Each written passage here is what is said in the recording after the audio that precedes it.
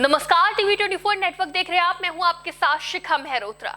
पश्चिम बंगाल के दक्षिण 24 परगना जिले का बारुईपुर एक बार फिर सुर्खियों में है, जहां सूर्यापुर इलाके में 12 वर्षीय स्कूली छात्रा को अगवा किया गया। इसके बाद उसकी बेरहमी से हत्या कर दी गई।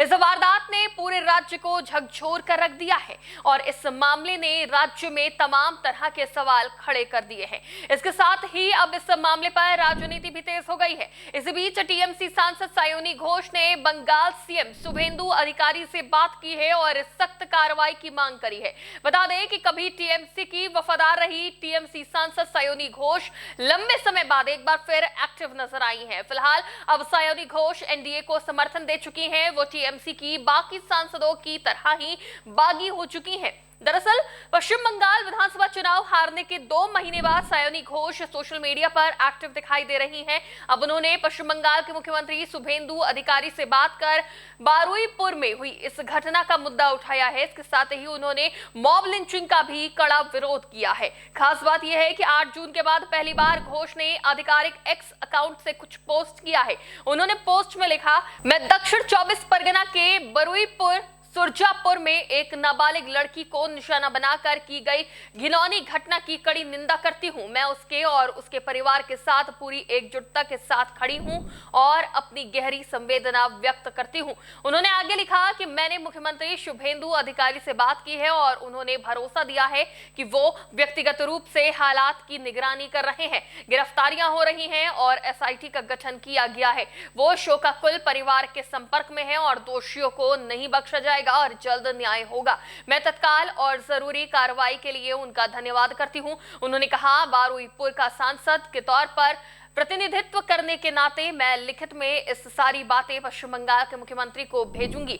साथ ही पीड़ित परिवार के लिए हर संभव सहायता मेरी प्राथमिकता होगी। सायोनी घोष ने आगे लिखा कि ठीक उसी समय ये याद रखा जाना चाहिए, कानून व्यवस्था बनी रहे, क्योंकि कानून में भीड़ के उन्माद की कोई जगह नहीं है। कानून को हाथ में लेना स्वीकार्य नहीं है और इसके खिलाफ सख्त कार्रवाई की जानी चाहिए। मैं सभी से शांति और कानून व्यवस्था बनाए रखने की अपील करती हूँ। मैं बारुईपुर एसपी के साथ लगातार संपर्क में हूं और न्याय के लिए हर संभव कोशिश करूंगी। आपको बता दें कि इस समय बंगाल की राजनीति में बारुईपुर का मामला गरमाया हुआ है। बताया जा रहा है कि 12 वर्षीय स्कूली छात्रा को पहले अगवा किया गया और फिर के बाद उसकी बेरहमी से हत्या कर दी गई।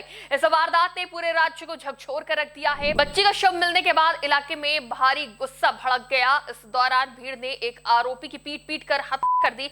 वहीं पुलिस और प्रदर्शनकारियों के बीच तनावपूर्ण हालात पैदा हो गए। बताया जा रहा है कि घटना बीते शनिवार शाम करीब 4:30 बजे की थी, जब 12 वर्षीय बच्ची अपने एक दोस्त के जन्मदिन के लिए उपहार खरीदने घर से निकली थी। बच्ची दक्षिण 24 परगना के घोपघोपी द्वितीय ग्राम पंचायत क्षेत्र में रहती थी।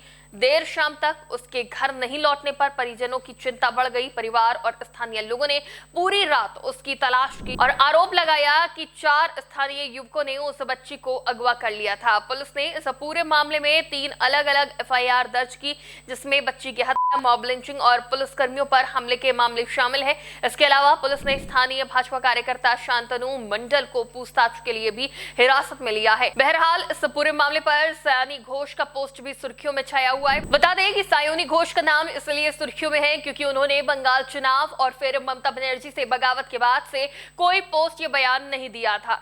ममता बनर्जी की पार्टी पूरी तरह टूट गई है। ममता बनर्जी ने कभी सोचा भी नहीं होगा कि पश्चिम बंगाल में विधानसभा चुनाव हारने के बाद उनकी पार्टी टीएमसी को अस्तित्व की लड़ाई लड़नी पड़ेगी। बीते कुछ दिनों से टीएमसी के भीतर ऐसा तूफान उठा है कि अब कोई बड़ा नेता इस्तीफा भी दे रहा है तो सामान्य लगने लगा है।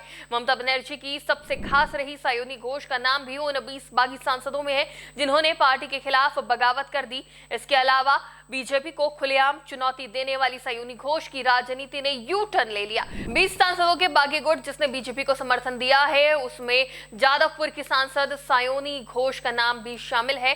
बहरहाल अब बारुईपुर मामले पर बयान देने के बाद देखना यह होगा कि सायोनी घोष एक्टिव हैं या फिर वो राजनीति से दूरी बनाएंगी, क्योंकि अभी सायोनी घोष किसी मामले में नजर नहीं आ रही है। इस पूरे मामले पर आपकी क्या राय है, हमें कमेंट बॉक्स में जरूर बताइएगा। फिलहाल के लिए इतना ही। देखते रहिए टीवी 24 नेटवर्क।